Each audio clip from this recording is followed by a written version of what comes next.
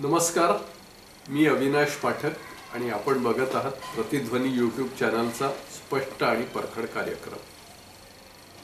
प्रेक्षक हो, अखेर तब्बल 17 वर्षांनी नाशिक जिल्ह्यातल्या मालेगाव येथे 2009 मध्ये झालेल्या बॉम्बस्फोटा प्रकरणाचा न्यायालयीन निवाडा आज जाहीर झाला आहे। या प्रकरणात जे काही अभिनव भारत या संघटनेचे 7 कार्यकर्ते आरोपी म्हणून पकडले गेले होते, त्या सर्वांना न्यायालयाने पुराव्याअभावी निर्दोष सोडलेलं आहे। त्यामुळे आज देशात हिंदुत्ववादी संघटना आनंदात आहेत आणि एकूणच कुठेतरी न्याय झाला ही भावना आज व्यक्त होते आहे। या प्रकरणात एकूणच सुरुवातीपासूनच बराच संशय व्यक्त केला जात होता। सगळ्यात महत्त्वाचं म्हणजे हा जो घटनाक्रम लक्षात घेतला तर 29 सप्टेंबर 2008 ला नाशिक जिल्ह्यातल्या मालेगाव शहरात बॉम्बस्फोट झाले। मालेगाव हे मुस्लिम बहुल वस्तीचं गाव आहे, तिथे हे बॉम्बस्फोट झाले। त्यामुळे या सगळ्या प्रकाराला एक वेगळं वळण मिळालं म्हणा किंवा लावला गेला असं म्हणू शकतो आपण। बॉम्बस्फोट इतके गंभीर होते, त्यात 6 जण मारले गेले आणि अनेक जण गंभीररित्या जखमी सुद्धा झाले। या प्रकारात मग तत्कालीन महाराष्ट्र सरकारने ATS म्हणजे दहशतवाद विरोधी पथकाकडे हे काम सोपवलं होतं। दहशतवाद विरोधी पथकाने त्यावेळी अभिनव भारत या संघटनेचे साध्वी प्रज्ञा ठाकूर सिंह, कर्नल प्रसाद पुरोहित, समीर कुलकर्णी, उपाध्याय अशा एकूण 7 जणांविरुद्ध त्यांना आरोपी म्हणून पकडलं आणि आरोपपत्र दाखल केलं।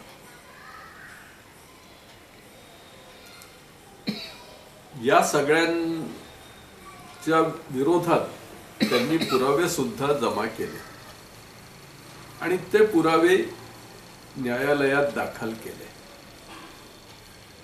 या दरम्यान साध्वी प्रज्ञासिंह ठाकूर आणि प्रसाद पुरोहित यांच्यावर गुन्हा कबूल करण्यासाठी अनन्वित अत्याचार झाल्याचं बोललं जात होतं। ज्यावेळी ही घटना घडली त्यावेळी या देशात वर सुद्धा काँग्रेसचं सरकार होतं, म्हणजे केंद्रात काँग्रेस प्रणित आघाडीचं ते सरकार होतं आणि महाराष्ट्रातही काँग्रेस प्रणित आघाडीचं सरकार होतं।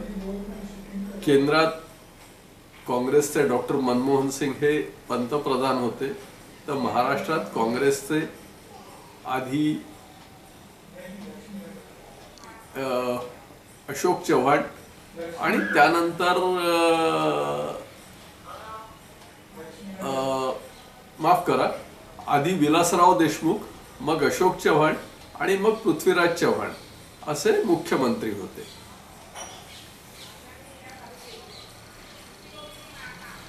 त्या काळात असा आरोप केला गेला की या हिंदुत्ववादी संघटनेच्या हिंदुत्ववादी कार्यकर्त्यांना हेतुपुरस्सर गोवलं गेलेलं आहे।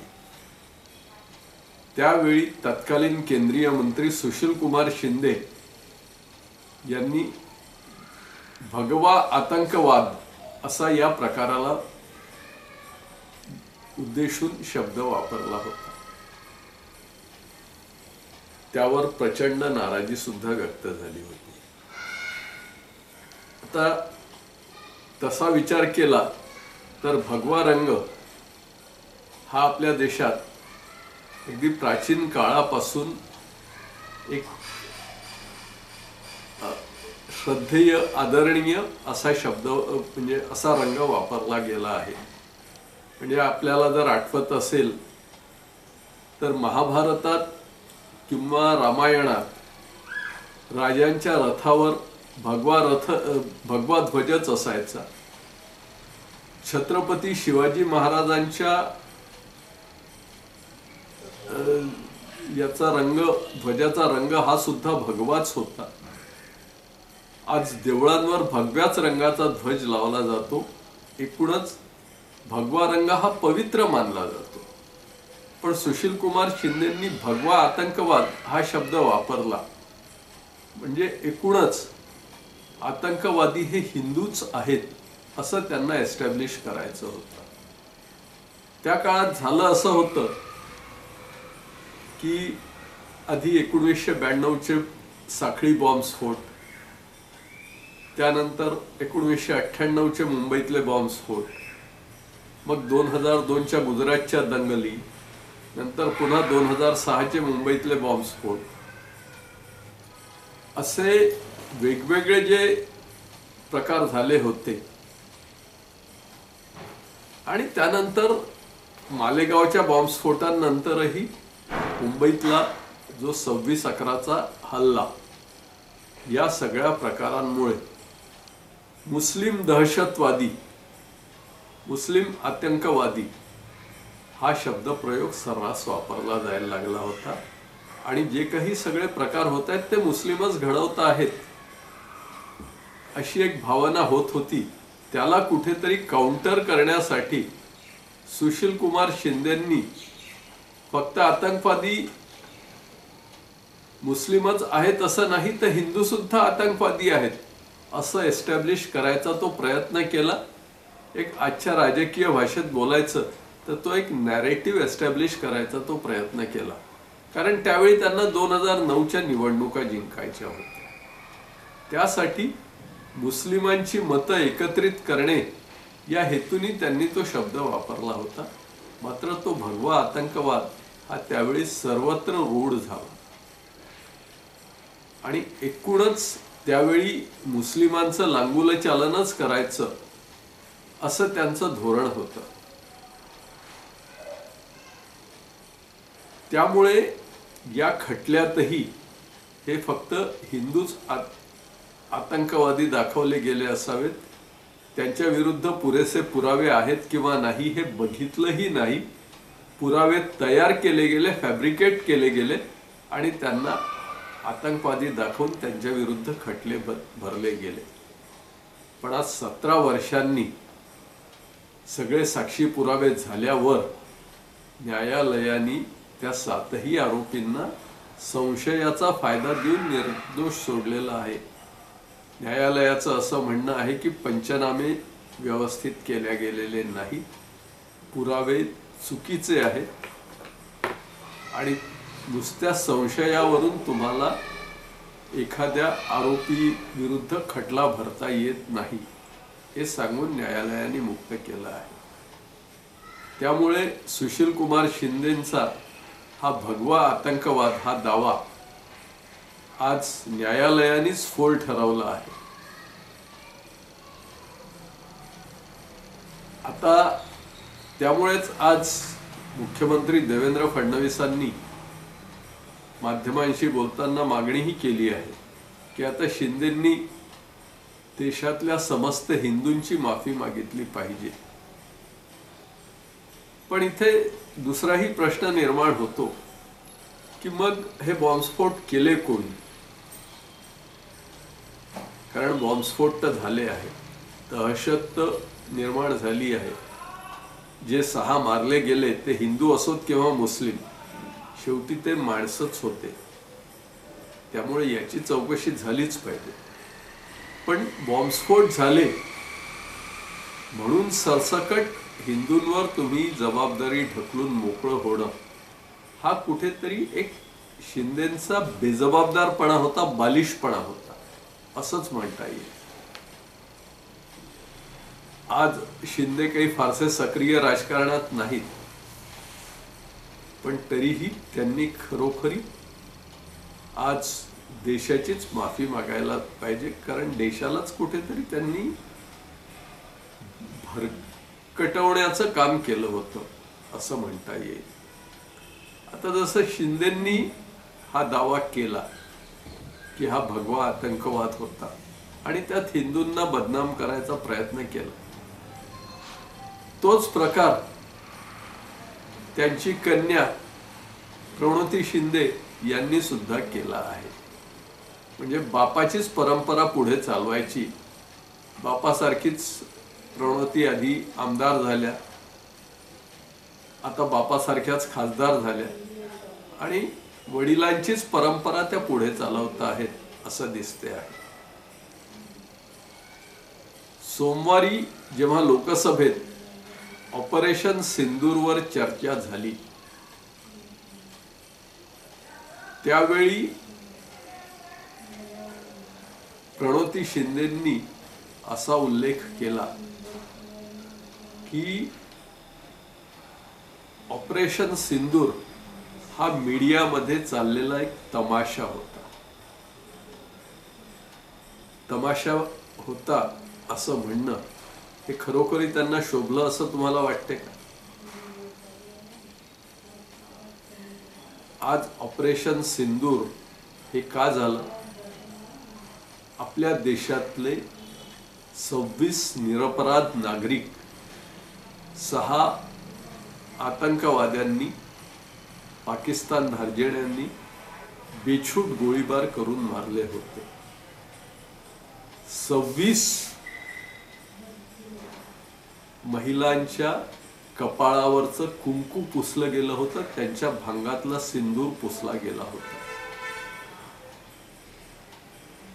त्याचा बदला घ्यायला म्हणून पंतप्रधान मोदींनी हे जे काही ऑपरेशन घडवून आणलं त्याचं नावच त्यांनी ऑपरेशन सिंदूर हे ठेवलं होतं.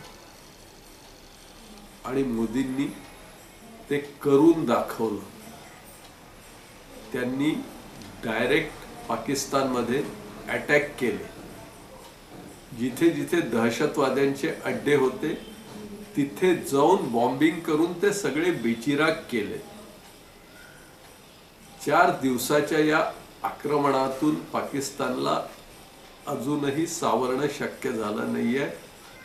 त्याशिवाय ज्यावेळी हा हल्ला झाला त्यानंतर लगेचच भारताने सिंधू करार रद्द करून पाकिस्तानची कोंडी केली आहे, त्यांच्या तोंडचं पाणी पळवलंय. हे असंच चालू राहिलं तर पुढल्या 2-3 महिन्यात तिथे अन्नधान्याशिवाय हाहाकार माजेल, दुष्काळ पडेल.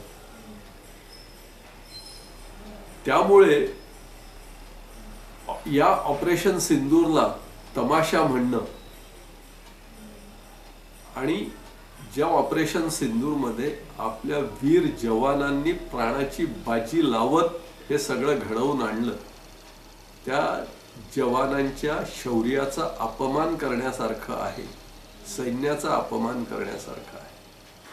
हे प्रणोती शिंदेंना शोभलं का?